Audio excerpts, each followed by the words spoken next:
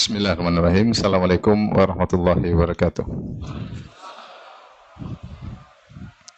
Alhamdulillahi ala ihsani wa syukru lahu ala taufiqihi wa amtinani. Asyhadu an la ilaha illallah wahdahu la syarika lahu ta'ziman li sya'nih.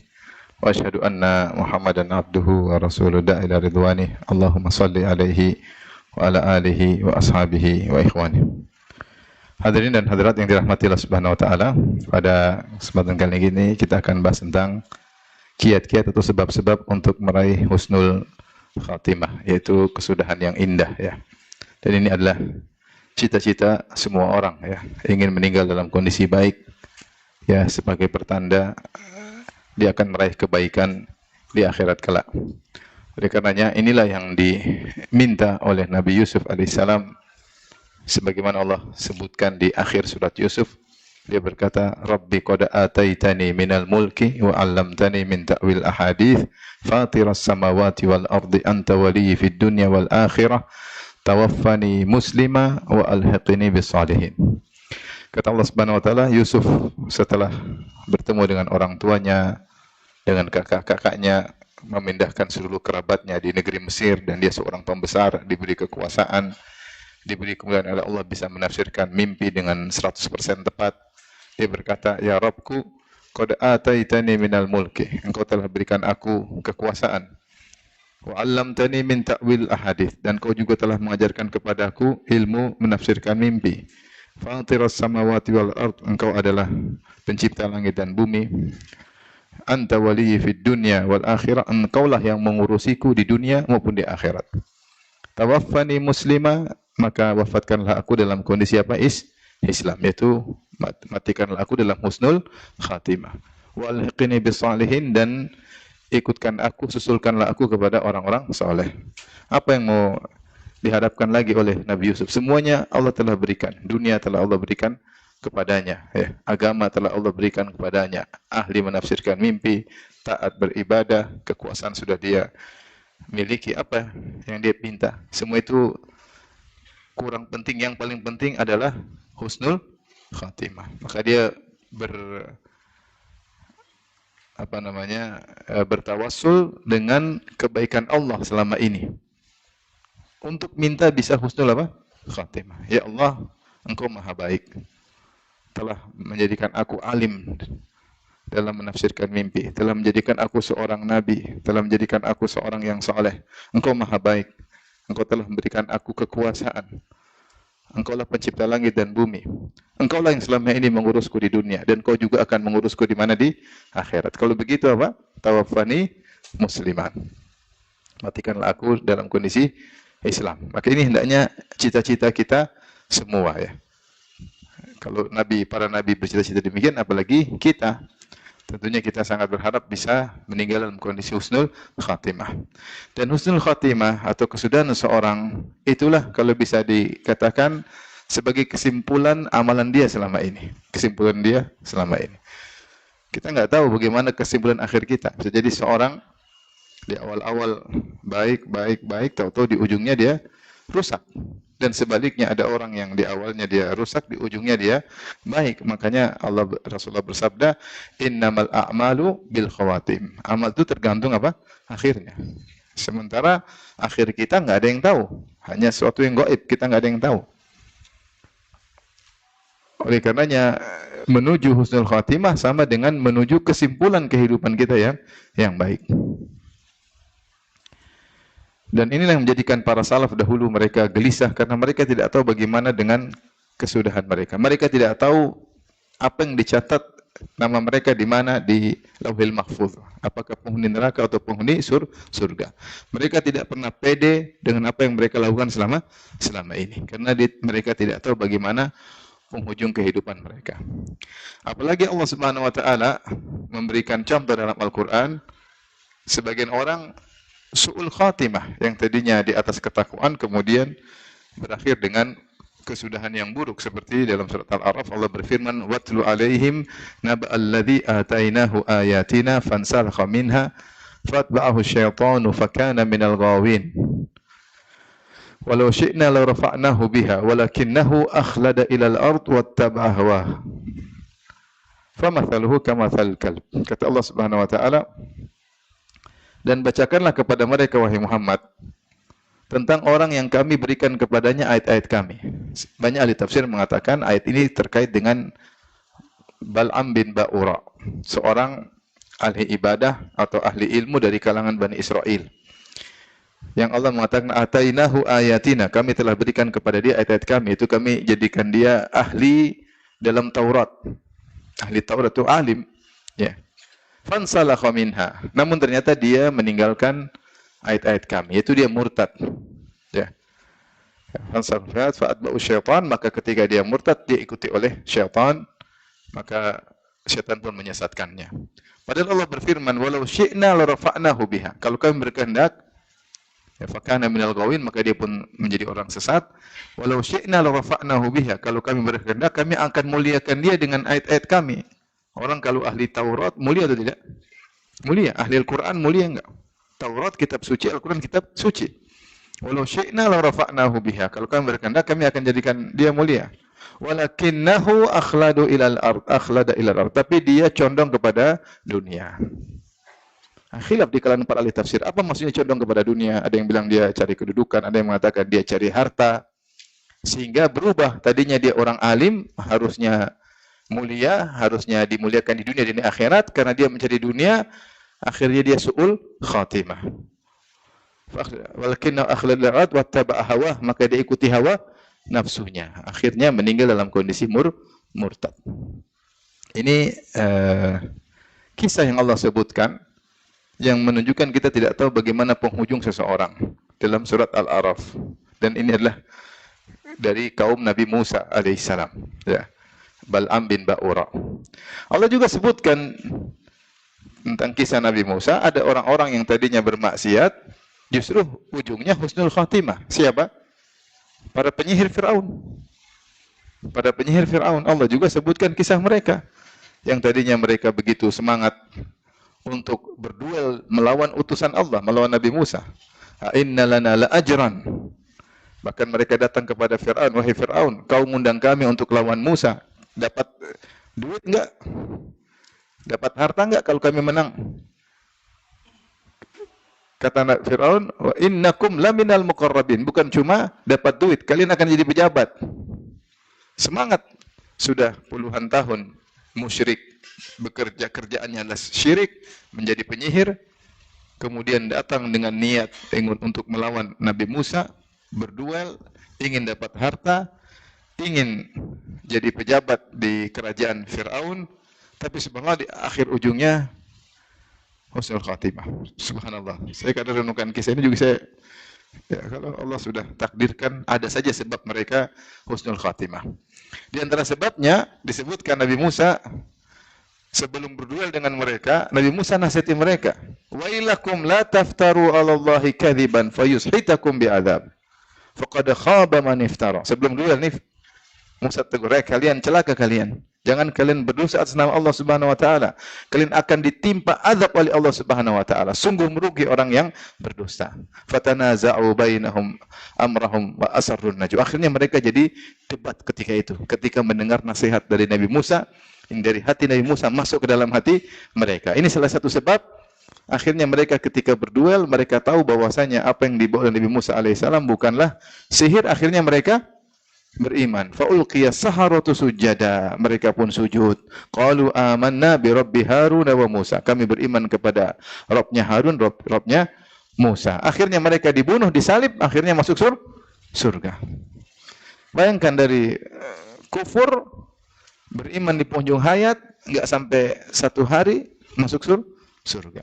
Bal'am bin Ba'ura beda, ahli Taurat, ahli ilmu, cinta dunia, ujungnya murtad, masuk neraka. Sehingga tidak ada yang bisa jamin bagaimana kesudahan kita. Oleh karenanya seorang berusaha untuk meraih husnul khatimah, Apa itu husnul khatimah? Husnul khatimah itu sederhananya itu seorang meninggal dalam kondisi bertakwa kepada Allah Subhanahu wa taala, sedang melakukan amal soleh, ya. Sedang melakukan amal soleh, sedang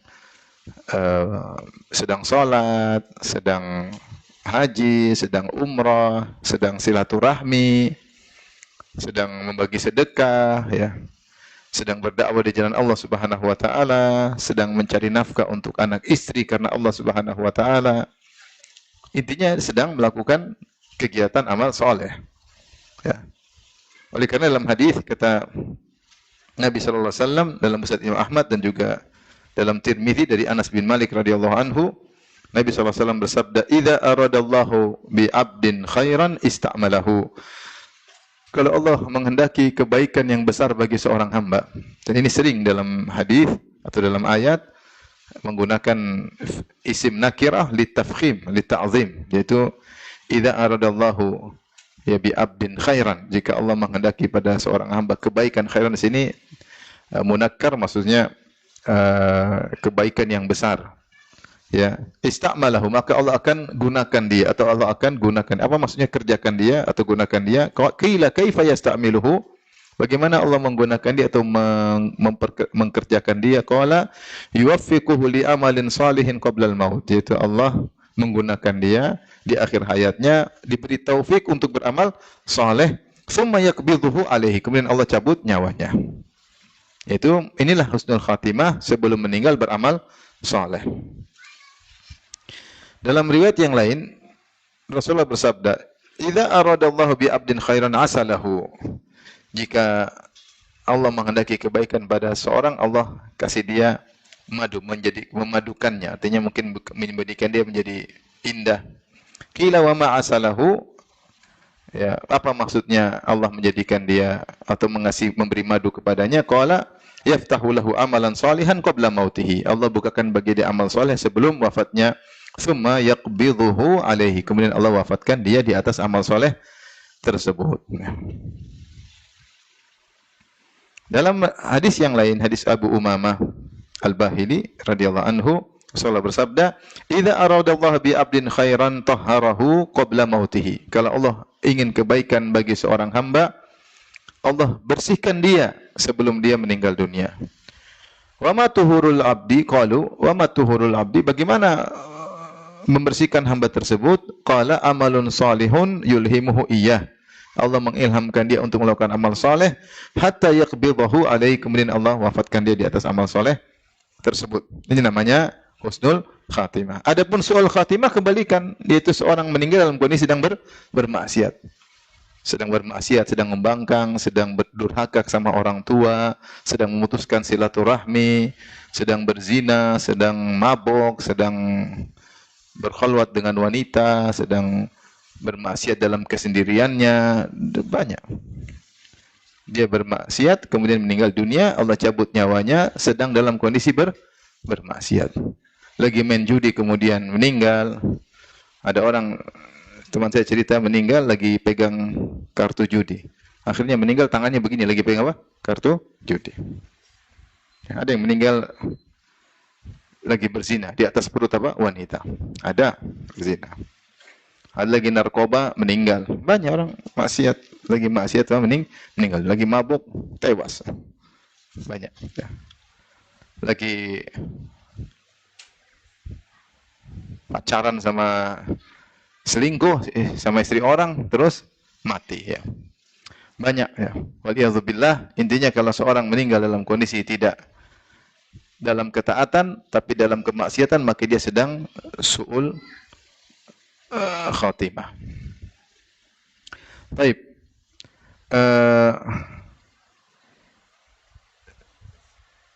Pembahasan kita, ya, bagaimana cara husnul khatimah? Apa kiat-kiat kita untuk husnul khatimah?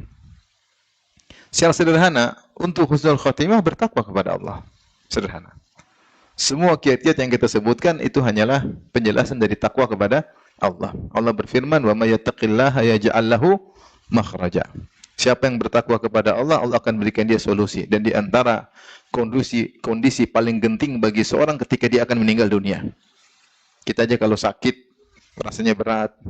Kita kalau ada yang meninggal kita sedih, rasanya berat. Ditinggal orang yang kita cintai, rasanya berat. Ditagih utang, rasanya apa? Berat. Banyak musibah kita berat. Paling berat kalau kita mau mati. Paling berat kalau kita mau meninggal. kita akan meninggalkan dunia ini, meninggalkan banyak yang kita cintai, sekaligus kita ditinggal oleh orang yang kita cintai, dan akan berhadapan dengan Allah Subhanahu wa taala, melaporkan segala apa yang telah kita lakukan selama ini. Ini adalah kondisi yang paling genting, paling berat. Nah, siapa yang bertakwa kepada Allah, Allah akan kasih solusi. Yaitu dia akan meninggal dalam kondisi husnul khatimah. Intinya takwa. Dan intinya menjauhkan diri dari perbuatan-perbuatan maksiat. Saya bacakan perkataan Abu Muhammad Abdul Haq Al-Ishbili, Abu Muhammad Al-Hafidh Abu Muhammad Abdul Haq bin Abdurrahman Al-Ishbili rahimahullah, dalam kitabnya Al-Aqibah, ya. Dinukil oleh Ibnu Qayyim dalam kitab Al-Jawab Al-Kafi atau Da' wad Dawa. Abdul Haq Al-Ishbili berkata, "Wa'lam anna li su'il khatimah a'adhanallahu minha asbaban." Ketahuilah bahwasanya su'ul khatimah itu ada sebab-sebabnya. Kalau kita hindari, insyaallah husnul khatimah. Walaha turuqun, dan sebab-sebab su'ul khatimah itu ada sebab-sebabnya, ada juga jalan-jalannya. Wa abwab, dan ada pintu-pintu yang terbuka mengarah ke sana. A'zamuha al-ikbabu ala dunya. Paling besar buat orang su'ul khatimah yaitu tersungkur dalam dunia. Itu fokus dunia. Orientasinya selalu apa? Dunia. Cinta dunia berlebihan. Tidak mikirin akhirat, mikirin dunia, akhirnya su'ul apa? Khatimah. Wal i'rad anil ukhra, dan berpaling dari akhirat. Ini cinta dunia, tenggelam dalam dunia, berpaling dari akhirat, ini sebab utama su'ul khatimah. Satu, beliau sebutkan.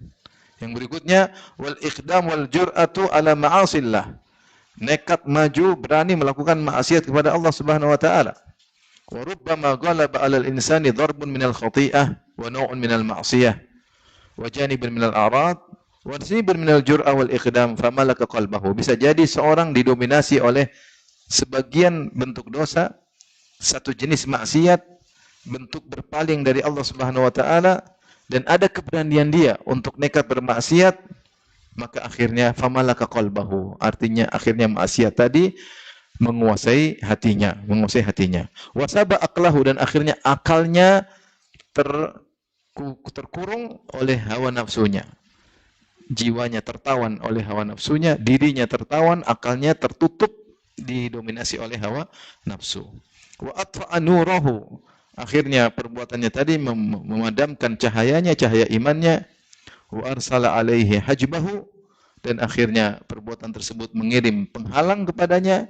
Falam tanfa fihi tadhkirah, maka nasihat apapun tidak akan bermanfaat baginya. Wala naja'at fihi mau'izah, dan tidak ada peringatan, ujangan yang bisa membuatnya sadar. Farubbama ja'ahul maut ala dzalik, ya. Bisa jadi dalam kondisi demikian kemudian dia meninggal dunia. Sebenarnya dia menyebutkan contoh-contoh orang yang su'ul khatimah. Kemudian beliau berkata pula,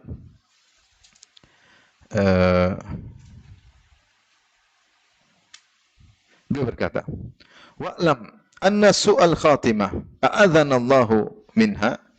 Ketahuilah bahwasanya su'ul khatimah, kematian yang buruk, semoga Allah melindungi kita dari kematian yang buruk, la takunu liman istaqama zahiruhu wa saluha batinuhu. Tidak mungkin menimpa orang yang secara zahirnya istiqamah, lahirnya istiqamah, wa saluha batinuhu, dan batinnya baik, enggak mungkin. Kalau ada orang luar dalamnya baik, ini enggak bakalan su'ul khatimah. Su'ul khatimah itu ada sebabnya. Mungkin luarnya buruk atau mungkin dalamnya buruk. Kalau dua-duanya baik, secara zahir istiqamah, batinnya baik, enggak mungkin su'ul khatimah. Ma sumi'a bihadza wala ulima bihi. Walhamdulillah, walillahil hamdu. Tidak pernah didengar ada orang istiqamah, kelihatan luar dalamnya baik, kemudian su'ul khatimah, enggak ada. Enggak ada. Kalau zahirnya baik tapi dalamnya buruk, su'ul khatimah banyak kejadian. Ya. Walillahil hamd. Wa inna ma takunu liman lahu fasadun fil aqidah. Tetapi su'ul khatimah itu hanya menimpa orang yang akidahnya rusak. Au israrun alal kaba'ir, atau terus-menerus melakukan dosa besar, enggak berhenti-berhenti, enggak bertobat. Wa iqdamun alal azaim, dan nekat melakukan perkara-perkara yang besar, yaitu kemungkaran-kemungkaran. Farubbama ghalaba dzalika alaihi, sehingga akhirnya dia terdominasi dengan maksiat-maksiat tersebut hatta yanzila bihil mautu qabla taubah. Akhirnya kematian mendatanginya sebelum dia bertobat. Fayakhudhahu qabla islahi tawiyah wa yustalam qabla al-inabah. Fayadhfaru bihi syaitan inda tilka sadmah. Wa yahtatifuhu inda tilka al-dahsyah wal iyadhu billah. Maka akhirnya ya maksiat tersebut mengambilnya sebelum dia memperbaiki batinnya, kemudian menghantamnya, ya, yaitu menghabisinya sebelum dia kembali kepada Allah Subhanahu wa taala. Maka syaitan berhasil menangkapnya ketika dalam kondisi demikian. Maka syaitan berhasil menculiknya dalam kondisi yang sangat genting, yaitu ketika akan meninggal dunia. Ini perkataan dari Abdul Haq Al-Ishbili, saking indahnya dinukil oleh Ibnu Qayyim rahimahullah dalam kitabnya Al-Jawabul Kafi, yang mengisyaratkan bahwasanya sebab su'ul khatimah itu tidak ada ketakwaan. Ya, terlalu cinta sama dunia, terus-menerus melakukan dosa besar, ya, lupa dengan akhirat, ya, berani melakukan perkara-perkara yang dahsyat, yang kemungkaran. Akhirnya dia terbiasa, akhirnya hatinya terkuasai. Dia pun ditawan oleh maksiat tersebut. Akalnya nggak jalan lagi, dinasihati nggak bisa. Akalnya sudah tertawan oleh hawa nafsunya. Sehingga akhirnya meninggal sebelum bertobat. Meninggal sebelum kembali kepada Allah. Setan berhasil menangkap dia di akhir hayatnya. Dan sebagaimana kita ketahui, ya, di akhir hayat seorang, disitulah setan akan mengerahkan segala kekuatannya untuk merusak orang ini. Inilah kesempatan terakhir setan untuk mendakwahinya, untuk menjadi teman setan di neraka jahanam. Ya. Mau dia rajin ibadah 60 tahun, nah ini terakhir kesempatan. Maka setan akan mengerahkan tenaganya untuk menggoda orang tersebut tatkala di penghujung hayatnya. Kalau seorang tidak dilindungi oleh Allah, tidak dinaungi oleh Allah, dia nggak bakalan bisa selamat. Kita tahu kita dalam kehidupan biasa aja betapa sering kita kalah dari setan. Sering atau tidak? Sering kita kalah dari setan. Ikuti hawa nafsu, akal kita nggak pakai. Ikuti hawa nafsu, kita nggak mikir anak istri. Ikuti hawa nafsu, kita mendolimi orang. Hawa nafsu. Kita kalah dari setan padahal kondisi biasa. Bagaimana kondisi genting yang setan mengerahkan seluruh tenaganya untuk menjerumuskan kita, yaitu kapan? Ketika kita akan meninggal dunia. Makanya Rasulullah berdoa, "A'udzubika an yatakhabbatani syaitan indal maut." Di antara doa Nabi SAW, aku berlindung kepada engkau dari digoncangkan oleh syaitan ketika akan meninggal dunia. Itu di antara juga doa, kita serius kalau baca doa sebelum salam, Allahumma inna a'udzubika min adzabi jahannam wa min adzabil qabri wa fitnatil mahya wal mamat. Ini di antara fitnah al-mamat. Itu fitnah ketika orang akan meninggal dunia, datang syaitan menggodanya. Kita hafal doa tersebut, kita sering baca, tapi perlu keseriusan. Karena perkaranya tidak mudah, perkaranya dahsyat. Ini penentu, innamal a'malu bil khawatim. Amalan tergantung apa? Ujungnya. Inilah kesimpulan hidup kita.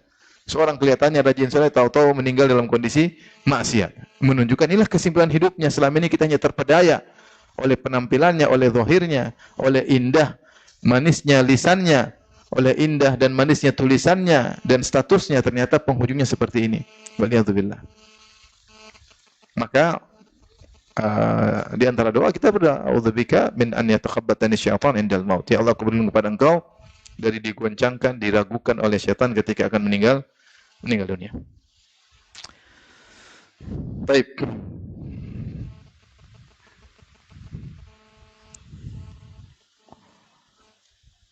Sekarang kita akan bahas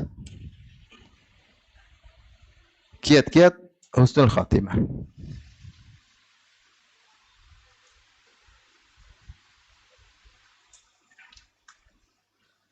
Di antara kiat-kiat husnul khatimah,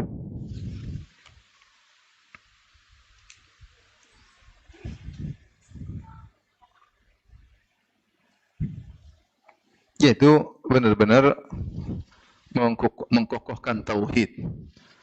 Tauhid yaitu yang diibadahi hanyalah siapa? Allah. Benar-benar menggantungkan hati selalu kepada Allah Subhanahu wa taala, ya. Makanya Rasulullah bersabda, "Fa inna Allah harrama 'alan nari man qala la ilaha illallah yabtaghi bidzalika wajha Allah."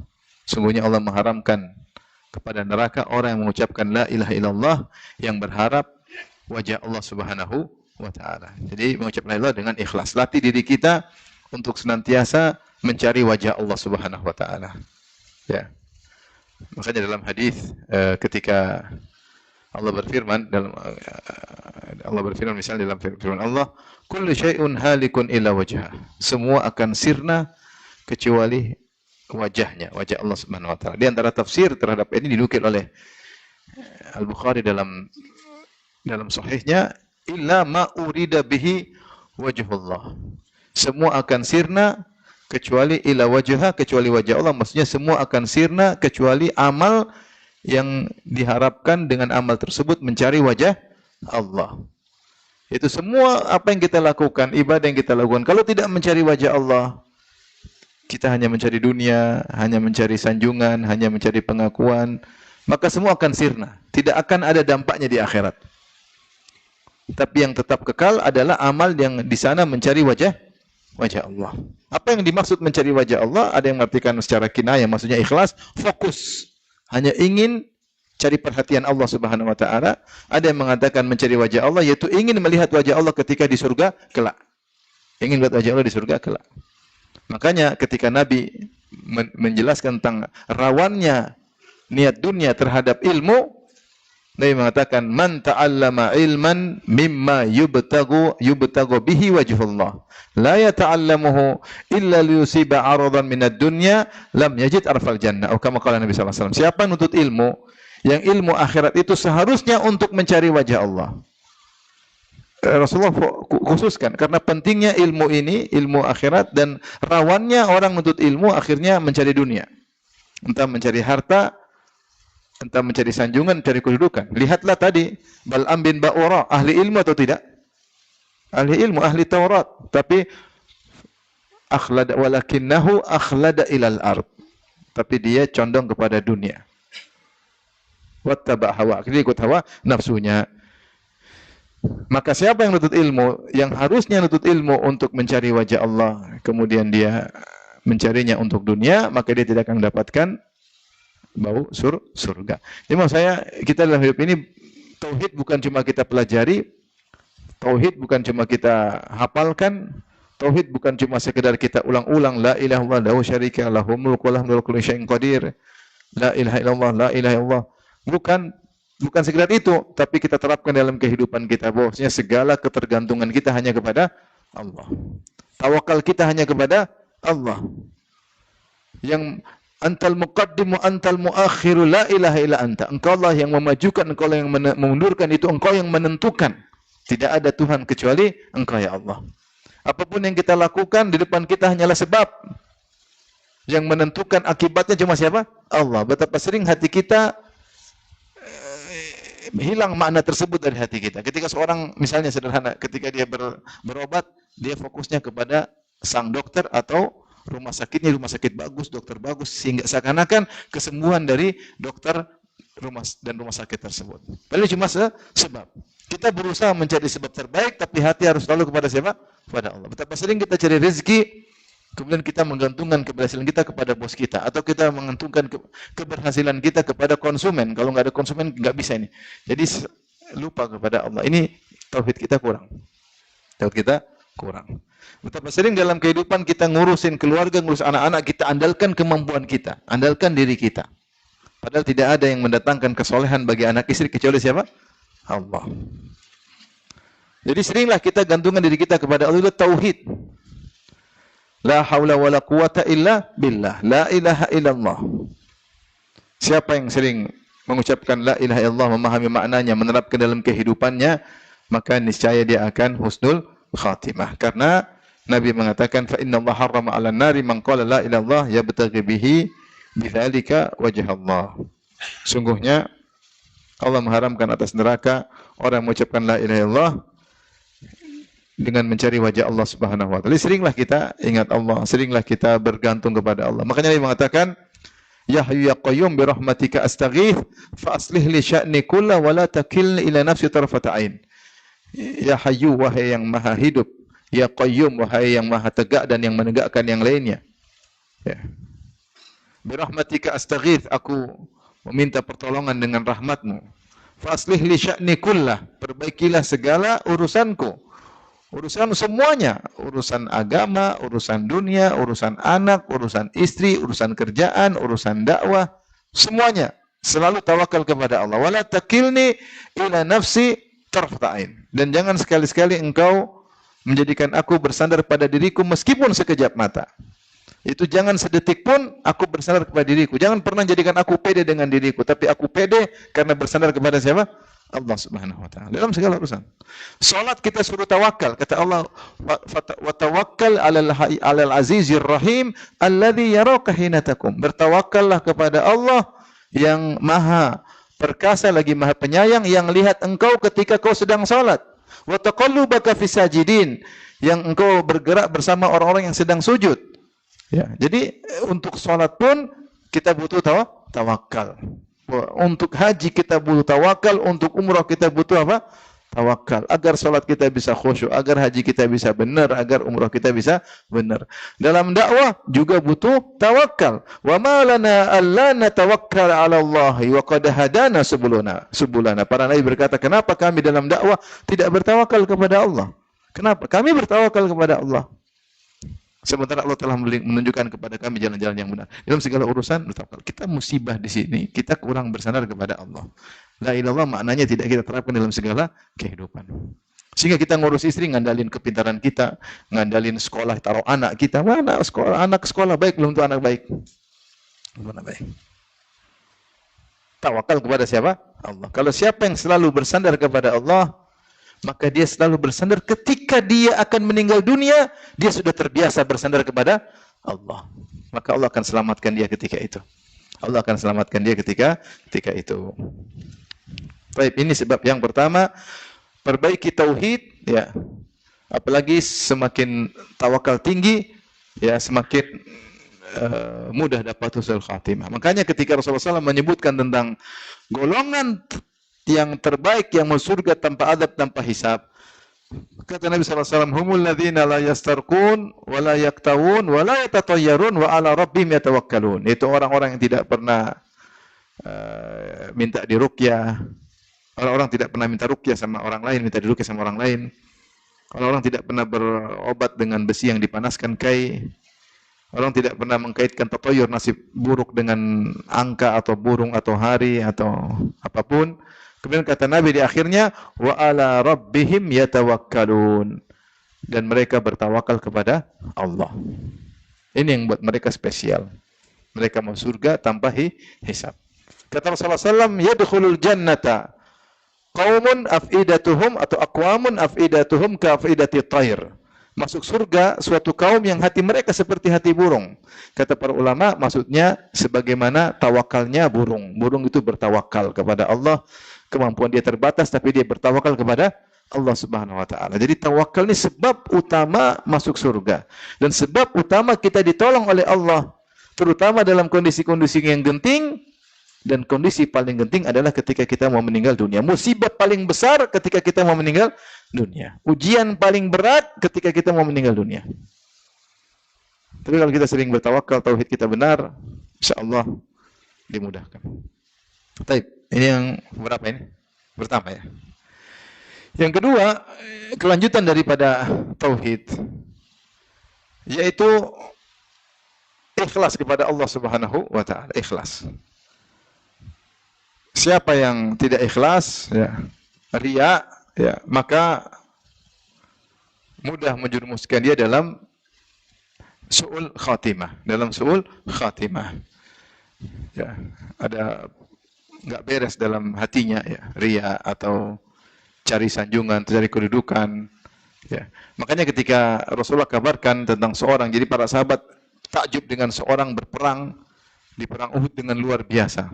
Orang ini konon namanya Kuzman, ya. Dan sebagai riwayat disebut Kuzman namanya. Dia bunuh orang sana, bunuh orang sini, lawan musuh luar biasa. Tapi Rasulullah mengatakan, innahu min ahlin nar. Dia penghuni neraka. Para sahabat heran, kok bisa? Orang yang berjihad luar biasa dibilang oleh Nabi masuk neraka. Akhirnya ada seorang sahabat yang mengawasin orang ini, diikuti terus. Ternyata orang ini pun terluka parah, dia tidak kuasa dengan sakitnya luka yang dia alami, maka dia tegakkan pedangnya, kemudian dia tindihkan dadanya, kemudian dia tekan, akhirnya dia meninggal dunia karena dia tidak kuat dengan sakit luka-luka yang dia derita. Berarti dia su'ul khotimah atau bukan? Su'ul khotimah ketika sedang jihad. Su'ul khotimah dengan bunuh diri. Maka Rasulullah SAW mengatakan, Inna rajula inna ahadakum la ya'malu amalan bi amali ahli jannah fima yabdu linnas wa huwa min ahli nar. Sungguh salah seorang dari kalian, inna ahadakum la ya'malu bi amali ahli jannah, dia melakukan amalan penghuni surga fima yabdu linnas, yang menurut pandangan manusia. Menurut pandangan manusia, wa huwa min ahli nar, ternyata dia penghuni neraka jahanam. Yaitu dia punya penyakit dalam dirinya. Ada penyakit dalam dirinya, entah riya, entah ujub, entah sombong, yang mencoreng keikhlasannya,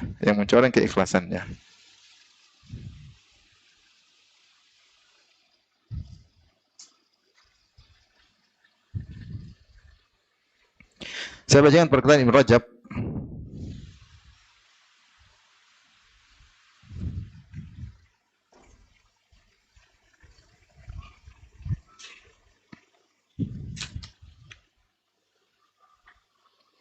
Kata Ibnu Rajab rahimahullah mengomentari hadis ini. Beliau berkata, qauluhu fima yabdu linnas. Adapun sabda Nabi SAW, orang ini melakukan amal soleh yang menurut pandangan manusia. Isyaratun ila anna batinal amr yakunu bi khilafi dzalik, yang menunjukkan bahwasanya batin orang ini tidak sesuai dengan zahirnya. Zahirnya soleh, batinnya enggak benar.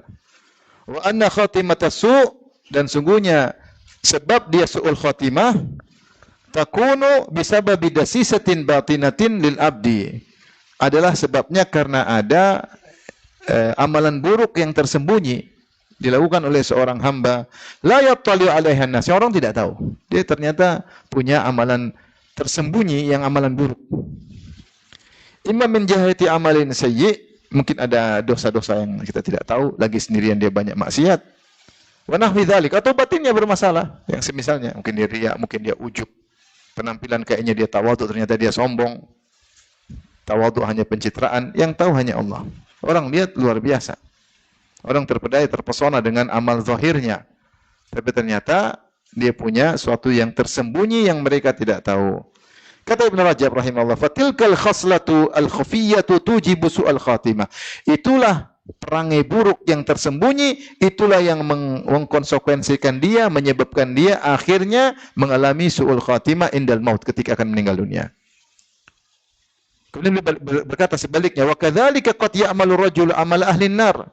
Bisa jadi ada seorang sebaliknya, dia melakukan maksiat secara zahir. Wa fi batinihi khoslatun khafiyyatun min khisalil khair. Tapi ternyata batinnya ada amal soleh yang luar biasa. Mungkin dia sabar, mungkin dia ikhlas, mungkin dia maksiat tapi dia tawadhu. Ya, dia tawadhu, dia tidak sombong sama sekali, dia tidak merendahkan orang lain. Ternyata dia dalam kesendiriannya berbakti sama orang tua, ternyata dia suka bantu kakak adiknya. Orang enggak lihat, orang enggak tahu. Fataglibu alaihi tilkal khasla fi akhir umri. Namun di akhir hayatnya ternyata kebaikan itu mendominasi dia. Dia maksiat ada, tapi ketika di akhir hayat ternyata kebaikan batinnya itu lebih kuat daripada maksiat zahirnya. Akhirnya dia mengakibatkan fatujibu lahu husnul khatimah, membuat dia akhirnya husnul khatimah. Saya sering sampaikan cerita, ada kerabat saya kenal. Ya kalau bilang ya jarang sholat, kurang tahu baca Quran, pokoknya begitulah ya. Tapi orangnya terkenal sangat dermawan. Orangnya sangat terkenal suka sambung silaturahmi. Bahkan dia pernah kirim uang ke mana-mana untuk datang ke acara dia, kirim tiket agar datang ke acara dia di seluruh keluarga di Nusantara. Kalau nggak salah di antaranya keluarga saya juga. Saya lagi di Papua, saya belum kenal orang ini om saya belum kenal. Tahu-tahu dikirim tiket, entah ibu saya, entah bapak saya berangkat untuk menghadiri acara. Jadi dia senang. Bahkan ketika saya menghadapi dia, bertemu dia di akhir hayatnya, dia bilang kita masih punya nenek. Dia perhatian, jadi di antara keluarga besar ada nenek yang masih tua, yang harus kita perhatikan. Jadi dia silaturahminya luar biasa. Di akhir hayatnya, subhanallah, sekedar ini maksudnya tahu dia punya keponakan namanya Firanda. Akhirnya dia panggil saya ketemu, akhirnya dia belajar Quran, akhirnya dia rajin ke masjid, akhirnya dia meninggal. Saya tanya istrinya, dia bertakbir Allahu Akbar atau asyhadu alla ilaha illallah wa asyhadu anna Muhammadar Rasulullah, meninggal dunia di akhir hayatnya. Artinya ini nyata, saya lihat sendiri bagaimana ada seorang yang dulunya biasa-biasa saja atau mungkin jarang-jarang sholat, terakhir di akhir hayatnya bisa jadi karena kebaikan batin yang luar biasa, ya, kedermawanannya, perhatian sama kerabat, akhirnya menjadikan dia di akhirnya terdominasi oleh kebaikannya tersebut, akhirnya membuat dia husnul apa? Khatimah. Jadi kita dalam hidup ini hati-hati, jangan hanya fokus pada perkara zahir saja, batin kita harus kita perbaiki. Jangan sampai ternyata kita riya, jangan sampai. Jangan sampai ternyata kita sombong. Ya. Jangan sampai ternyata kita suka merendahkan orang lain. Jangan sampai kita ujub, merasa hebat. Merasa hebat. Ya.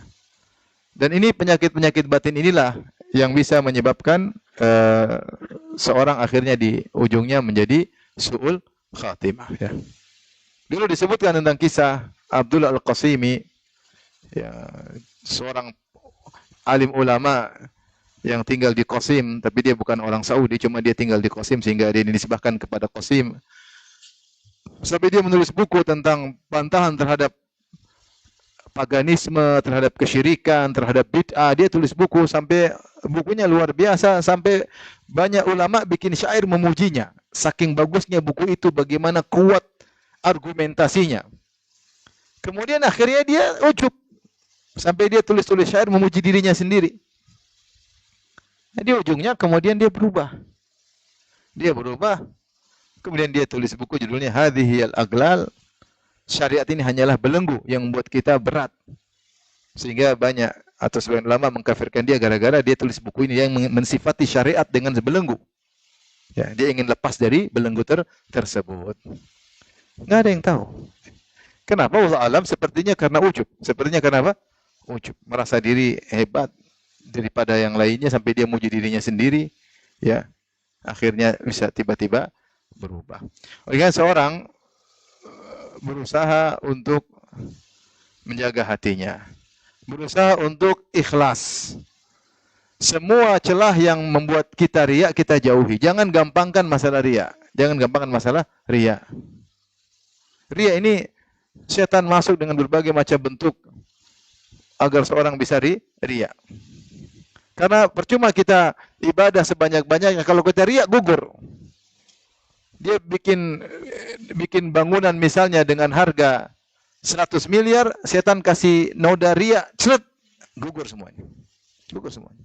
Dia sholat, dia haji, capek letih, dia dermawan, dia dakwah capek ke kampung halaman, kemana-mana, ke hutan rimba, dia pergi lewat, setan lempar riya sedikit, hancur semuanya. Hancur semuanya. Jangan dianggap sepele. Olehnya di antara kisah menarik adalah bagaimana para salaf dahulu, para ulama dahulu, hati-hati agar tidak riya. Kisah Al-Mawardi. Al-Mawardi disebutkan oleh Adz-Dzahabi dalam Syiar A'lamun Nubala.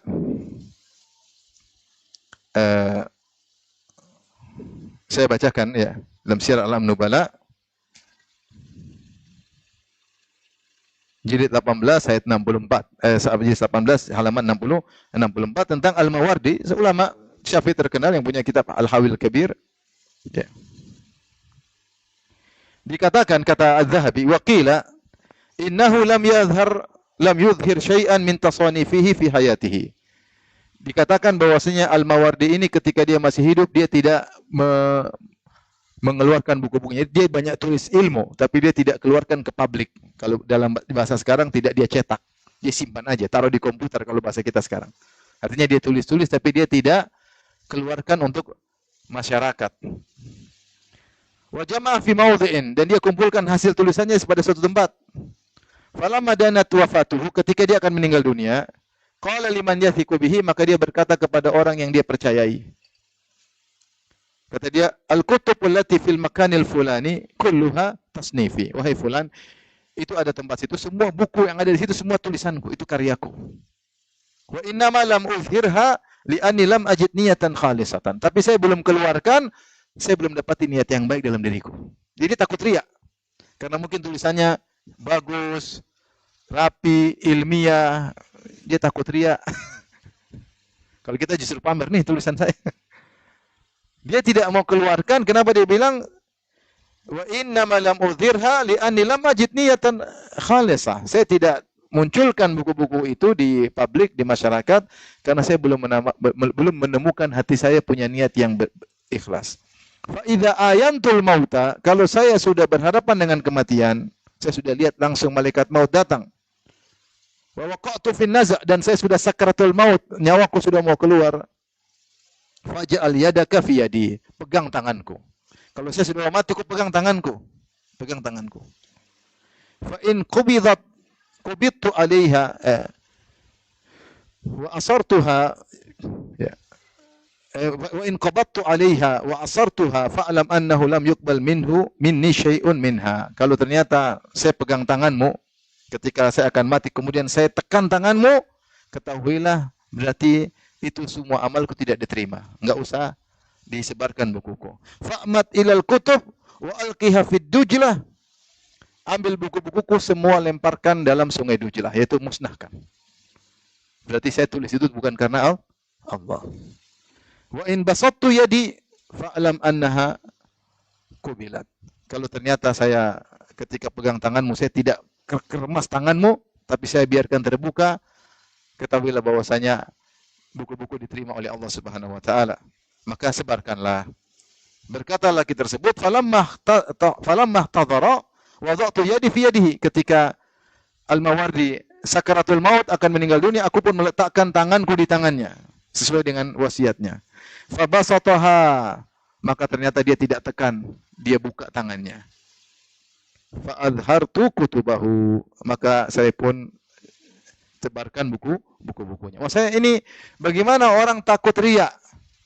Sampai padahal buku-buku tersebut luar biasa, amal solehnya tidak mau dia tunjukkan. Dia bilang saya belum menemukan apa? Niat yang ikhlas. Sebenarnya sebagian salaf dikatakan kepadanya, "Ala tahdhurul janazah?" Tidakkah kau hadir melayat janazah? Kata dia, makanakum hatta uhdhuran niat. Tunggu dulu, sabar. Saya hadirkan niat dulu. Saya ini mau ngelayat janazah, kenapa? Karena Allah, atau supaya dikatakan orang soleh, supaya dikatakan Masya Allah. Hadiri janazah banyak niat nggak? Banyak niat. Nggak enak sama orang. Bukan karena Allah. Kita tunggu dulu. Saya hadirkan niat dulu, baru saya hadiri janazah. Kalau belum, saya nggak jalan. Ini saya bilang hati-hati ikhwan.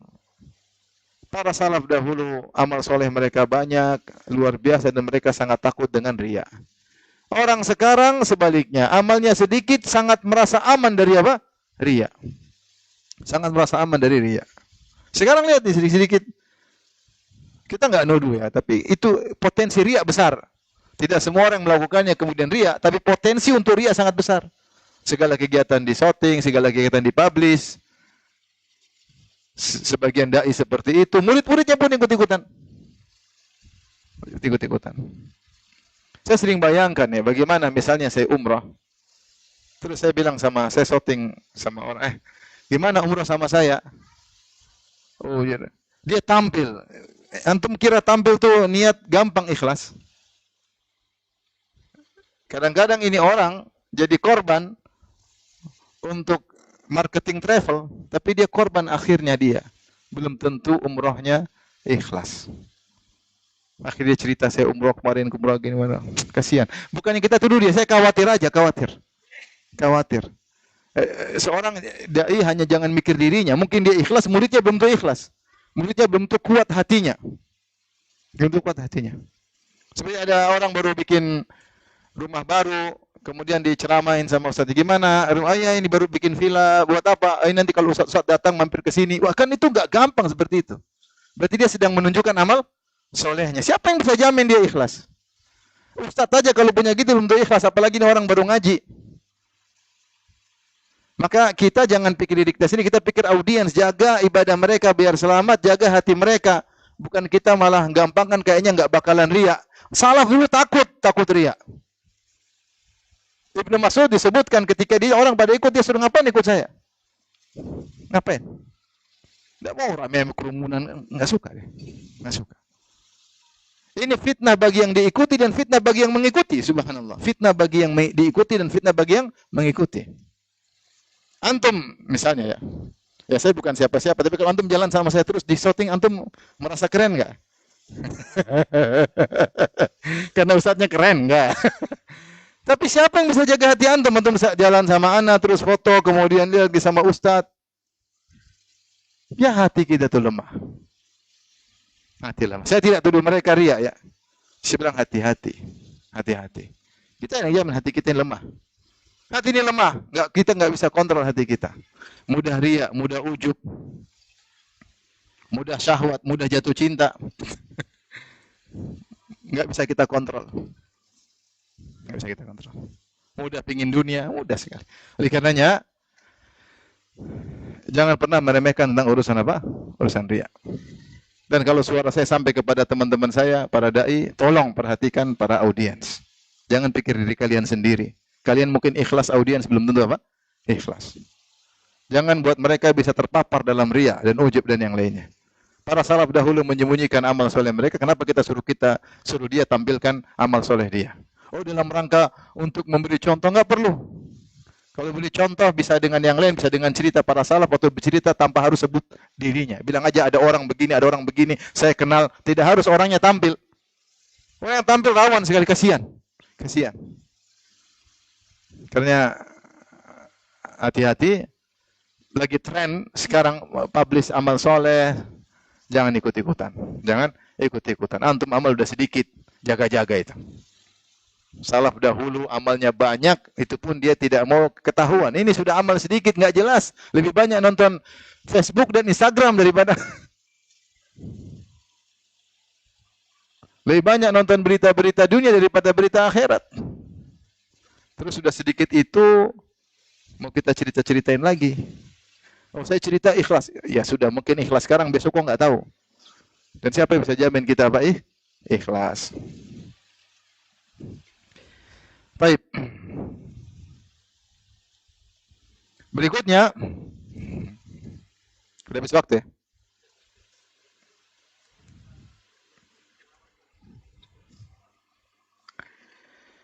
Di antara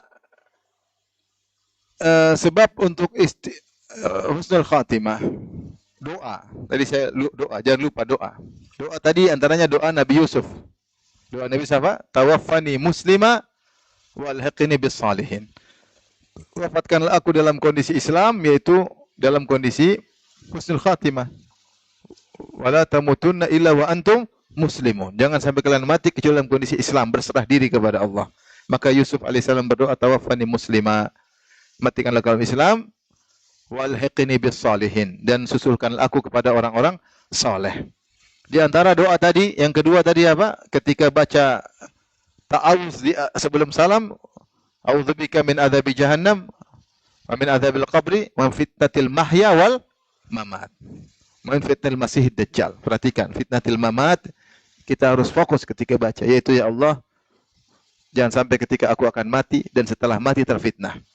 Ketika mati tidak bisa husnul khatimah, setelah mati tidak bisa jawab pertanyaan malaikat mungkar dan nakir, wal iyadzubillah. Di antara doa, a'udzubika min an yatakhabbatani syaitan minal maut, indal maut. A'udzubika min an yatakhabbatani syaitan indal maut. Ya Allah, aku berlindung kepada Engkau jangan sampai setan menggodaku, menggeserku, mengguncangku ketika aku akan meninggal dunia. Di antara doa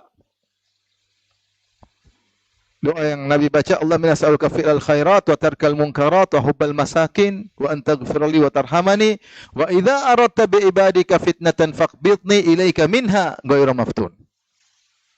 Ya Allah, aku minta fi'lal khairat agar aku bisa berbuat kebaikan, wa tarkal munkarat agar aku bisa meninggalkan kemungkaran maksiat-maksiat, wa hubbal masakin dan agar aku cinta kepada orang-orang miskin.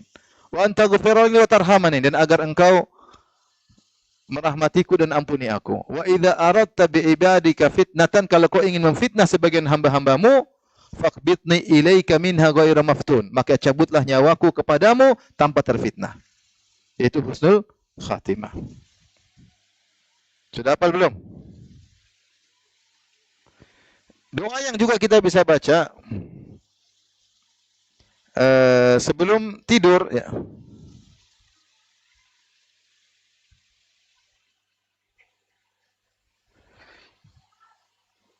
Yang sebelum kita baca kita juga apa? Allahumma inni aslamtu wajhi ilaik wa fawtu amri ilaik walja'tu dhahri ilaik raghbatan wa rahbatan ilaik la manja wa la malja wa la manja minka ila ilaik amantu bi kitabika alladhi anzalt wa bi nabiyyika alladhi arsalt. Ini doa sebelum tidur. Saya lagi cari riwayatnya di mana Nabi mengatakan siapa yang tidur dan jadikanlah itu sebagai perkataan terakhir. Siapa yang mengucapkan itu doa terakhir sebelum tidur, kalau dia mati, mata alal fitrah. Maka dia meninggal di atas Islam. Nah, ini doanya nih. Allahumma aslamtu wajhi ilaik. Ini doa sebelum tidur. Doa tidur banyak ya. Dan kita butuh banyak doa mau tidur karena kita belum bangun lagi. Ya. Apalagi sebelum tidur nonton YouTube, man. Kalau sebelum tidur baca Quran, oke lah. Ini habis nonton berita, ketiduran. Apalagi nonton Korea, astagfirullah, terus tidur. Astagfirullah. Doa sebelum tidur banyak. Ya. Di antaranya bismika Allahumma amutu wa ahya. Di antaranya Allahumma qini adzabak yauma tabatsu ibadak. Di antaranya subhanakallahumma rabbi bika wada'tu jambi wa bika arfa'uhu. In amsakta nafsi faghfir laha wa in arsaltaha fahfadha bima tahfadhu bi ibadika salihin. Di antaranya doa ini. Allahumma aslamtu wajhi ilaik. Ya Allah, aku serahkan wajahku kepadamu. Wa fawwadtu amri ilaik, dan aku serahkan segala urusanku kepadamu. Mau tidur nih, enggak bisa apa-apa. Banyak urusan saya tinggal. Anak, istri, usaha. Fawwadtu amri ilaik, urusan agamaku, ruhku. Aku serahkan urusanku kepada engkau. Walja'tu dhahri ilaik, dan aku sandarkan punggungku kepada engkau. Raghbatan wa rahbatan ilaik, karena aku berharap dan takut kepadamu. La malja wa la manja minka ila ilaik. Tidak ada tempat bersandar, tidak ada tempat berlari darimu kecuali kepada engkau juga. Amantu bi kitabika alladhi anzalt. Aku beriman kepada kitab yang kau turunkan. Wa bi nabiyyika alladhi arsalt, dan aku beriman kepada nabimu yang kau utus, yaitu Nabi Muhammad sallallahu alaihi wasallam. Kata Nabi, fa in mutta min lailatika, kalau kau mati malam itu setelah baca doa itu, fa anta alal fitrah, maka kau meninggal di atas apa? Fitrah. Waj'alhunna akhira ma tatakallamu bi, dan jadikanlah doa ini sebagai doa terakhir yang kau ucapkan sebelum tidur. Artinya sebelum tidur kita ada baca ayat kursi, ada baca 3 qul ya, ada baca doa-doa tadi, persiapan tidur ya. Terakhir kita baca doa ini. Kalau kita meninggal husnul apa? Khatimah. Jadi jangan lupa banyak doa. Kalau kita baca doa Allahumma as'aluka husnal khitam. Ya Allah, jadi aku mohon kepada, bahasa kita juga boleh bahasa sendiri. Aku minta husnul khatimah. Di antara doa yang disebutkan Allahumma ja'al khairu a'malina awakhiraha waj'al khairu a'marina ya akhiraha ya. Waj'al khairu ayyamina yawma nalqaq ya. Allahumma ja'al khairu a'malina khawatimah. Ya Allah, jadikanlah amal terbaik kami adalah amal penutupnya, amal yang penutup. Allahumma ja'al khairu a'malina khawatimah. Ya Allah, jadikanlah amal-amal terbaik kami adalah amal yang paling terakhir. Waj'al khairu a'marina awakhirah. Jadikanlah umur kami yang terbaik adalah yang terakhir. Semakin kita tua, semakin putih semua, semakin soleh. Ini sebagian kawan-kawan jenggotnya enggak ada yang hitam lagi, subhanallah. Dicari hitam susah, di belakang-belakang juga nggak ada. Semua udah putih semua. Semakin putih jenggot, semakin apa? Baik. Wajal khaira ayyamina yauman nalqaq, dan jadikanlah hari terbaik kami adalah hari ketika bertemu dengan engkau. Itu ketika meninggal dunia. Ketika meninggal dunia. Di antara doa-doa, boleh banyak doa. Di antara doa, ya muqallibal qulub, tsabbit qalbi ala dinik. Ya muqallibal qulub, tsabbit qalbi ala dinik. Yang buka belah hati, tetapkan hatiku di atas agama. Sehingga kita selalu ingat Allah, dan kalau meninggal di atas husnul khatimah. Tapi sekarang sebab yang keberapa? Yang pertama takwa. Yang pertama tadi apa? Tauhid. Yang kedua ikhlas. Yang ketiga doa. Yang keempat berbuat baik kepada orang lain. Berbuat baik kepada orang lain Dan lawannya jangan pernah zalim sama orang. Jangan pernah zalim sama orang. Berbuat baik kepada orang lain menyebabkan mudah husnul khatimah. Berbuat buruk kepada orang lain sebab su'ul khatimah. Oleh karenanya dalam satu hadis kata Rasulullah SAW, "Sana'il ma'ruf taqi masari as-su." Perbuatan-perbuatan baik kepada orang lain menghalangi kesudahan yang buruk. Menghalangi kesudahan yang buruk. Mencegah dari kesudahan yang buruk. Insyaallah kalau seorang suka bantu orang lain, bantu fakir miskin, anak yatim, apalagi bantu keluarga, apalagi nyambung silaturahmi. Orang yang paling utama kita bantu kerabat kita. Makanya ada Syekh cerita tentang kisah seorang pemuda. Subhanallah, ceritanya dia naik mobil kemudian kecelakaan, terjadi tabrakan, akhirnya dia remuk tulangnya.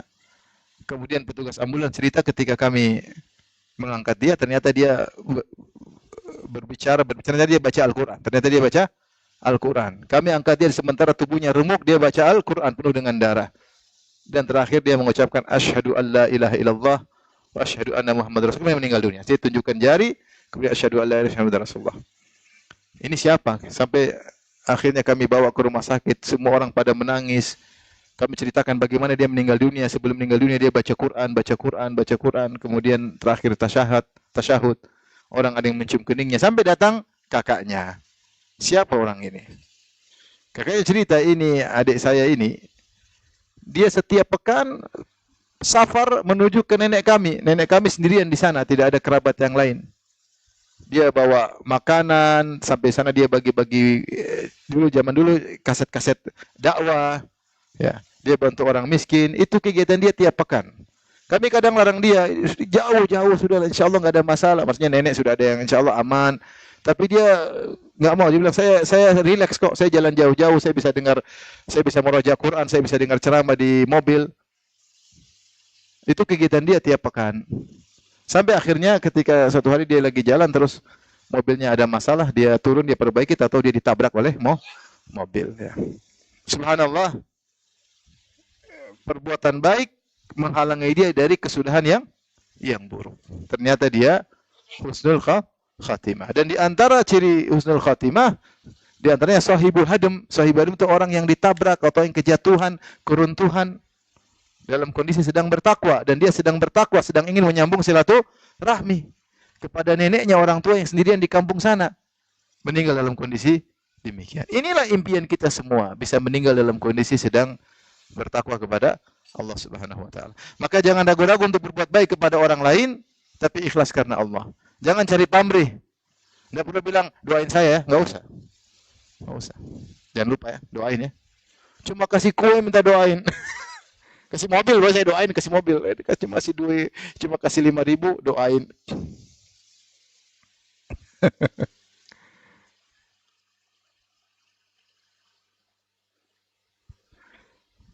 Oleh karenanya, jangan ragu-ragu untuk berbuat baik sama orang lain, terutama kerabat, kakak, adik, om, tante. Berbuat baik, di antara berbuat baik bukan sekedar materi saja, di antara juga menyampaikan ilmu, membantu para dai di kampung-kampung yang butuh biaya untuk membagi kebahagiaan bagi masyarakat, bantu mereka. Berbuat baik sama orang lain, materi maupun manfaat. Nah, insya Allah itu sebab seorang dihindarkan dari su'ul khatimah. Su'ul khatimah. Sebaliknya, hati-hati dari berbuat kezaliman. Kata Nabi, wattaqi da'watal mazlum, fa innahu laisa bainallahi wa bainaha hijab. Atau bainaha wa bainallahi hijabun. Waspadalah dengan doa orang yang dizalimi.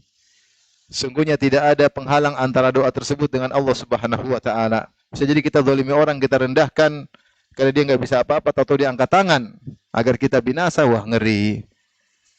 Akhirnya kita su'ul apa? Khatimah. Jangan berbuat zalim sama siapapun. Kalau berbuat zalim segera minta maaf.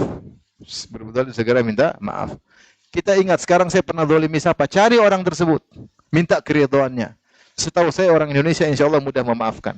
Tinggal seorang datang serius minta maaf, dia akan senang memaafkan. Dia akan senang memaafkan. Ya. Cuma kalau kita ego, tidak mau minta maaf, akhirnya orang tersebut yang kita zalim meninggal duluan, atau kita meninggal duluan, repot urusannya. Maka seorang berusaha tidak menzalimi orang lain.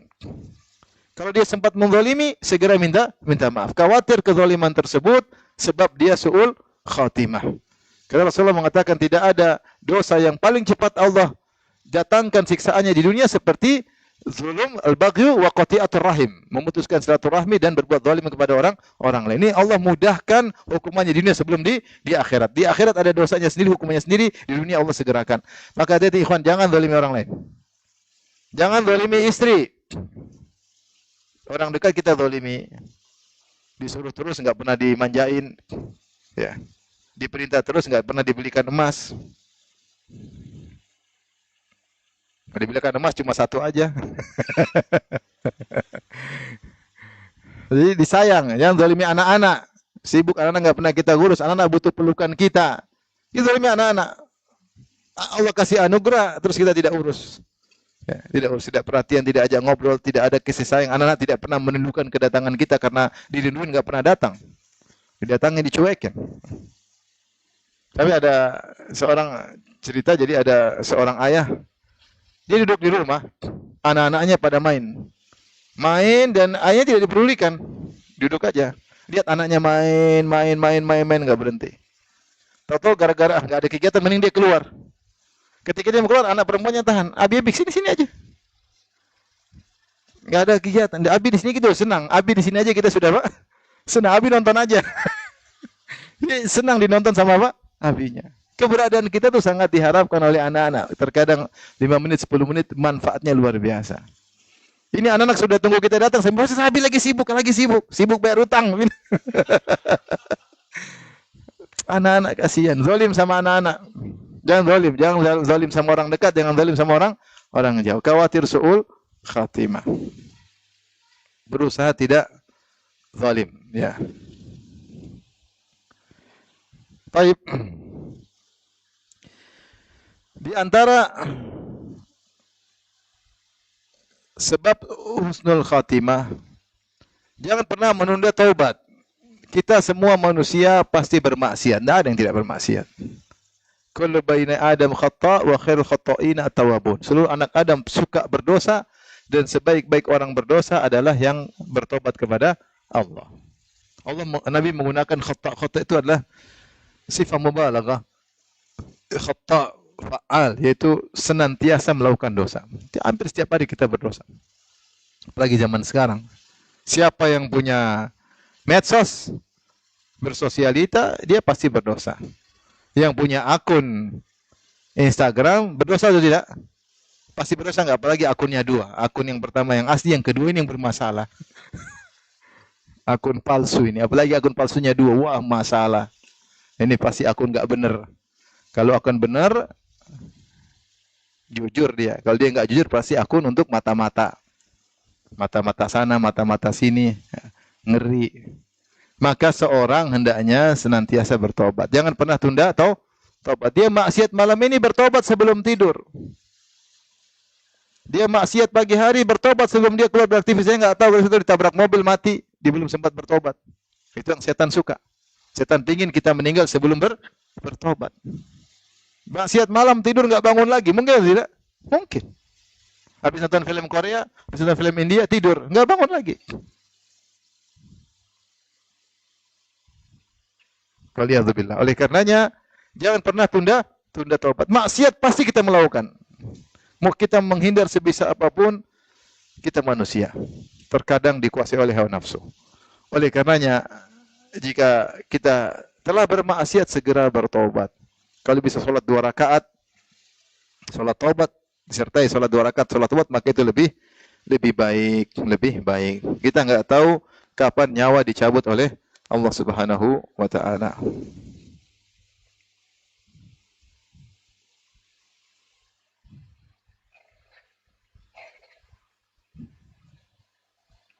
Baik, di antara sebab seorang mendapatkan husnul khatimah yaitu jujur ya. Allah berfirman, ya ayyuhalladzina amanu taqullaha wa kunu ma'as shadiqin. Wahai orang beriman, bertakwalah kepada Allah dan hendaknya kalian bersama orang-orang yang jujur.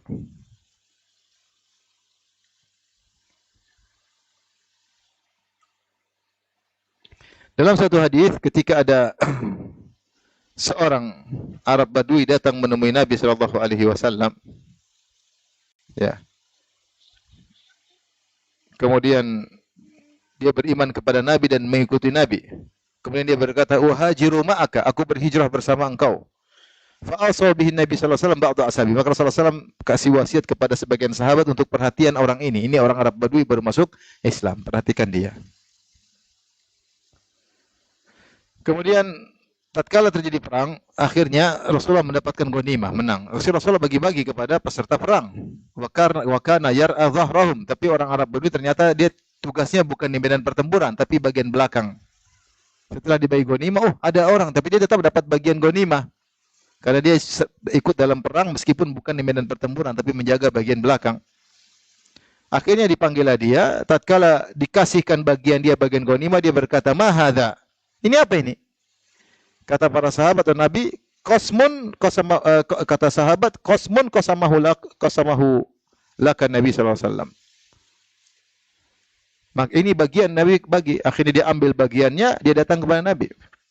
Dia mengatakan, "Ya Rasulullah, apa ini?" Kata Rasulullah, "Qasamtuhu lak." Ini bagianmu, saya bagi untuk engkau. Kata dia, "Ma ala hadza tabi'tuka." Aku bukan ikut engkau untuk cari ini, wahai Rasulullah. "Walakin ittaba'tuka ala an urmaha huna." Tapi saya ingin ikut engkau supaya anak panah masuk di sini. Tembus belakang. Saya ingin itu ya Rasulullah. Bukan cari ini. Bisahmin, masuk anak panah sini, fa'adkhulal jannah, maka saya masuk surga. Itu yang saya cari. Kata Rasulullah SAW, "Intas dukillahi yasdukka." Kalau kau jujur dalam ucapanmu ini, Allah akan mengabulkan doamu. Falabithu qalilan, kemudian mereka diam sebentar, akhirnya tsumma nahadhu fi qitalil adu. Kemudian mereka bangkit, para sahabat perang lagi. Akhirnya orang ini benar-benar meninggal. Fa utiya bihi Nabi sallallahu alaihi wasallam yuhmal. Orang ini datangkan kepada Nabi dalam kondisi sudah digotong. Qad asabahu sahmu haitsu asyar. Ternyata benar anak panah masuk di lehernya sebagaimana yang dia isyaratkan. Maka Nabi SAW berkata, "Huwa, ini orang Arab Badui tadi yang bilang?" "Na'am." Kata para sahabat, benar. Kata Nabi, "Shadaqallah fa sadaqahu." Dia telah jujur kepada Allah, maka Allah kabulkan permohonannya. Maka Allah kabulkan permohonannya. Dan ini juga dialami oleh Anas bin Nadhr. Anas bin Nadhr ketika perang Uhud, dia pernah bersumpah di hadapan Allah, ya. Karena dia tidak sempat ikut perang Badar, dia mengatakan, "La in ashhadani Allahu qitalan la yarayannallahu ma asna." Kalau Allah kasih saya kesempatan ikut perang lagi, Allah akan lihat apa akan saya lakukan. Dia tulus kepada Allah bahwa saya ingin cari muka di hadapan Allah karena saya tidak berkesempatan ikut perang Badar. Kalau ada kesempatan lagi saya akan berperang habis-habisan. Ternyata benar ketika perang Uhud, kaum muslimin kalah kan? Kan menang terus kalah dan banyak yang terbunuh dan ada isu Nabi sudah meninggal dunia. Ada setan berteriak, Muhammad sudah mati, Muhammad dan qad qutil, ala inna Muhammad dan qad qutil, Muhammad telah terbunuh. Apalagi Musa bin Umair meninggal dunia. Musa bin Umair adalah seorang sahabat, kalau dia pakai mikfar, kalau dia pakai helm prajurit, mirip seperti Nabi penampilannya. Dia terbunuh, yang membunuh menyangka dia telah membunuh Muhammad sallallahu alaihi wasallam, sehingga tersebarlah isu. Ketika isu tersebar, komandan sudah meninggal, para sahabat pada banyak yang mutung. Ada yang maju, ada yang mutung, ada yang balik ke Madinah. Kondisi berat ketika itu. Apalagi musuh 3.000, mereka cuma 700. Isu Rasulullah SAW meninggal, sudah sahabat banyak yang berguguran. Akhirnya, di antara mereka ada yang berhenti perang, ada yang melemparkan pedangnya, tidak lanjutkan perang. Maka Anas bin Nadhr, pamannya Anas bin Malik.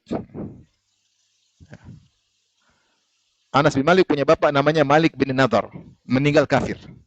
Anas bin Malik, bapaknya siapa? Malik bin Nadhr meninggal kafir. Dia punya paman Anas bin Nadhr. Kakek mereka namanya siapa? Nadhr. Punya anak namanya Malik, bapaknya Anas, punya anak namanya Anas juga. Anas bin Nadhr itu pamannya Anas bin Malik. Maka Anas bin Nadhr radhiyallahu anhu melewati orang-orang yang tadi yang sudah melemparkan pedang mereka, tidak mengikut perang. Kenapa? Karena isu Nabi meninggal sudah santer. Maka Anas berkata, ya, "Matan tadhirun, apa yang kalian tunggu?" Faqalu qutila Rasulullah sallallahu alaihi wasallam. Rasulullah sudah meninggal, ngapain kita perang lagi? Qala ma tasnauna bil hayati ba'dahu. Terus ngapain kita hidup kalau Rasulullah sudah meninggal? Kata Anas bin Nadhr, ayo kita perang aja. Nabi udah meninggal, ngapain hidup? Perang. Qumu famutu ala ma mata alaihi Rasulullah SAW. Ayo bangkitlah, matilah di atas apa yang dijalani oleh Nabi. Mati syahid sebagaimana Nabi SAW. Dia juga menyangka Nabi sudah meninggal dunia. Thumma qala, kemudian dia berdoa, Allahumma inni a'tadzuru ilaika mimma sana'a haula. Ya Allah, aku minta minta uzur kepada engkau atas yang dilakukan oleh teman-temanku yang tidak mau perang lagi. Wa abra ilaika mimma sana'a haula, dan aku berlepas diri apa yang dilakukan oleh kaum musyrikin yang telah membunuh kaum muslimin. Kemudian dia pun maju. Ketika dia maju, dia ketemu dengan Sa'ad bin Mu'adz radhiyallahu anhu, pimpinan suku Aus. Dia berkata, "Aina ya Aba Umair?" Kemana kau hendak pergi, wahai Abu Umair? Anas bin Nadhr berkata, "Wahan larihul jannati ya Sa'ad," menuju surga, menuju aroma surga. Ini ajidu duna Uhud, aku cium aroma surga dari arah gunung Uhud. Thumma madha, kemudian dia maju dan akhirnya bertempur, akhirnya dia tewas. Saking banyak luka di tubuhnya, tidak ada yang mengenal dia kecuali saudari perempuannya. Dilihat, ini jari-jarinya jari kakak saya. Karena dia maju luar biasa, ditemukan pada dirinya bitun wa thamanun, ada 80 lebih bekas luka.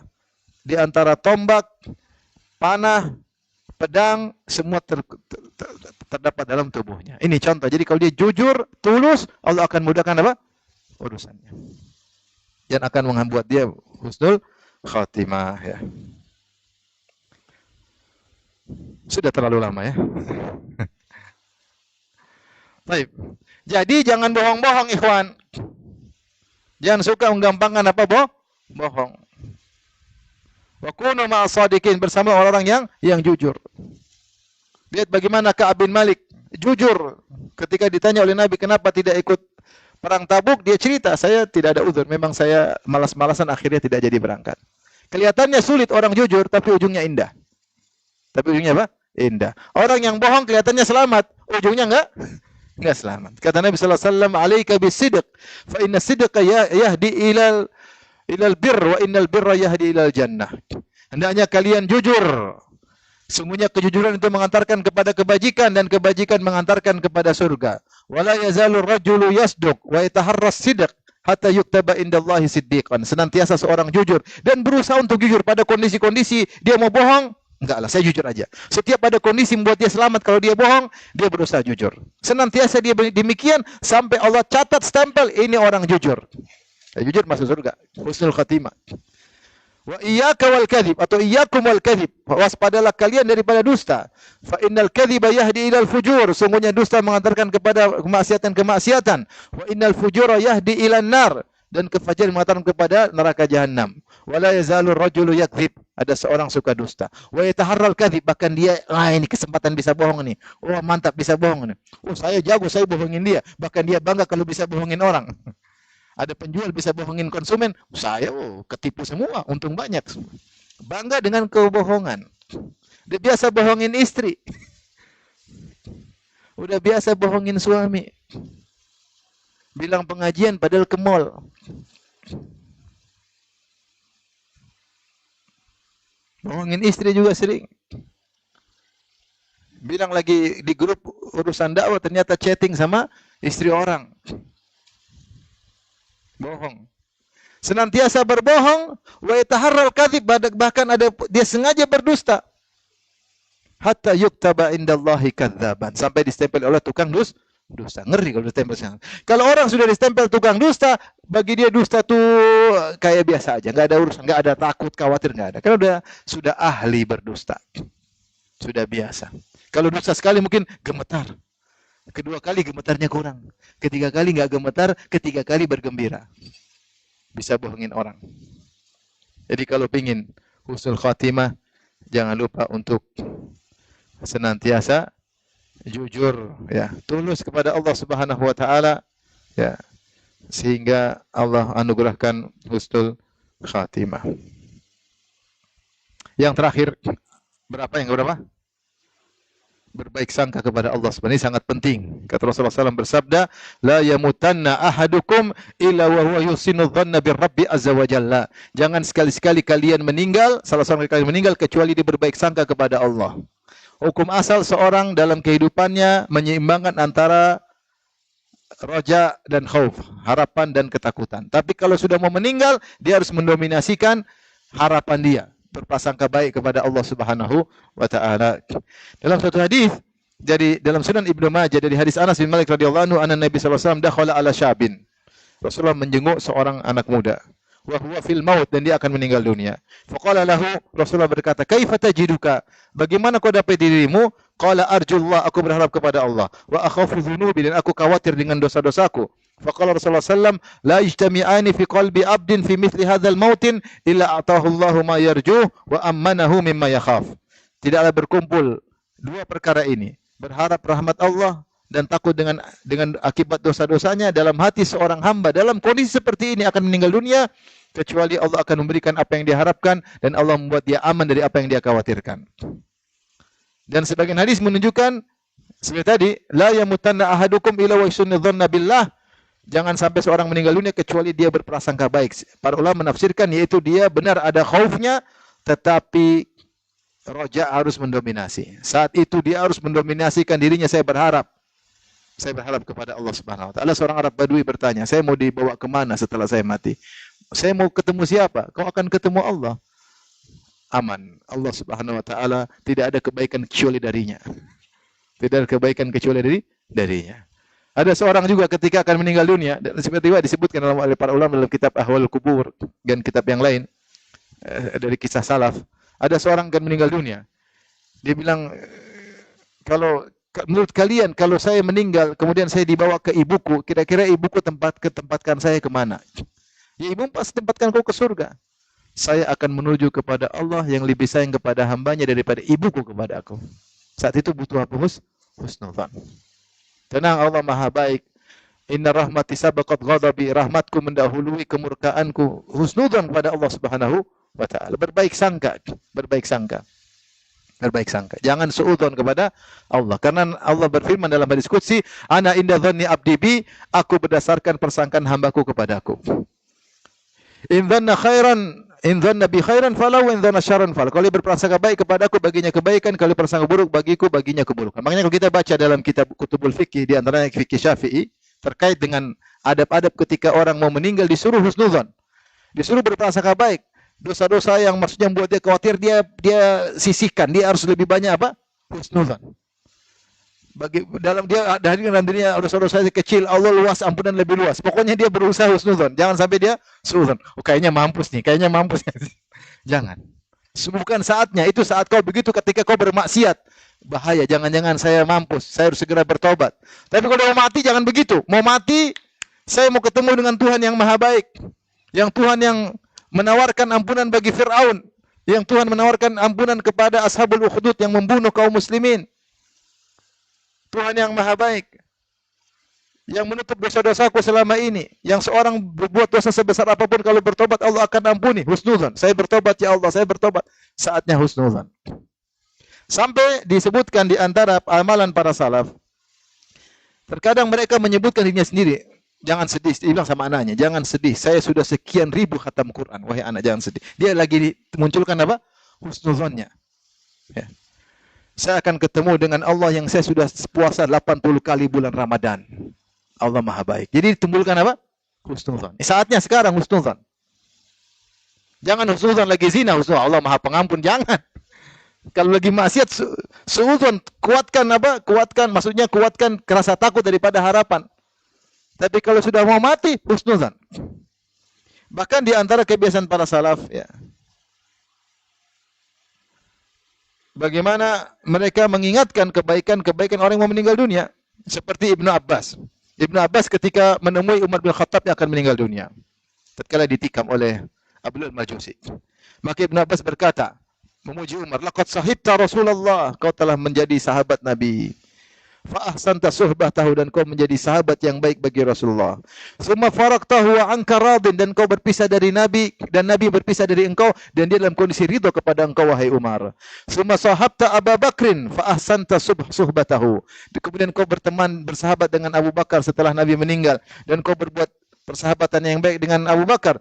Summa faraqtahu wa huwa anka radin, kemudian kau berpisah darinya sementara dia ridha kepada engkau.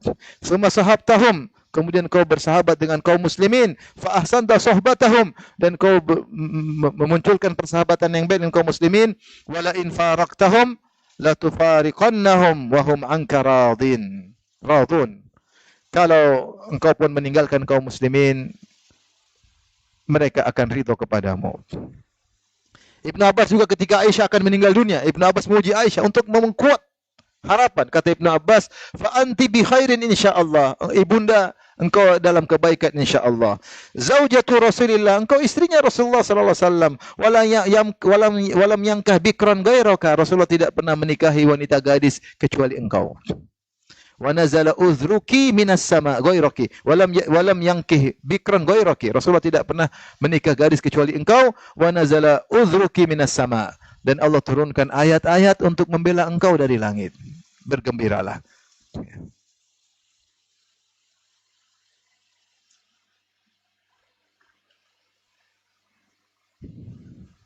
Demikian juga Sahih Muslim dari Abdurrahman bin Syamama al-Mahri qala hadarna Amr bin al-As radhiyallahu anhu, bin al-As ketika akan meninggal dunia. Fabaka tawilan, maka dia pun menangis.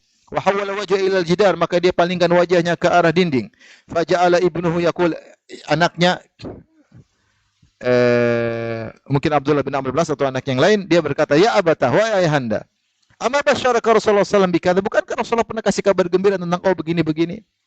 Amma basyaraka Rasulullah sallallahu alaihi wasallam bikadza, bukankah Rasulullah pernah kasih kabar gembira kepada engkau tentang ini? Jadi membuat agar semakin berharap kepada Allah Subhanahu wa taala. Namun memunculkan harapan kepada Allah di akhir hayat tidak mudah. Husnudzan kepada Allah di akhir tidak mudah. Ibnu Qayyim menyebutkan dalam kitab Al-Jawabul Kafi, orang yang suka maksiat dia susah husnudzan. Apalagi syaitan datang ketika itu mengerahkan segala tenaganya, kau entar lagi tewas tukang maksiat. Mana Allah mengampuni kamu? Dia benar-benar ya ketakutan. Dibuat suudzon sama Allah. Dibuat suudzon. Ada yang dibuat benci sama Allah ketika akan meninggal dunia. Sudah hidup susah, saya mati lagi sekarang. Jadi jengkel sama Allah. Saya ada kisah, ada seorang bapaknya di akhir hayatnya tukang maksiat. Anaknya selalu mendakwahi dia, akhirnya bapaknya jengkel mau meninggal, dia bilang, mana Al-Quran? Dia ambil Al-Quran, ternyata dia ludahi Al-Quran. Bukan mau dibaca, ludahi. Jadi, dia bilang, tenang, nanti saya mau mati baru husnudzon. Kadang-kadang belum sempat husnudzon, mati duluan. Ketabrak mobil, selesai. Tidak sempat ngatur hati.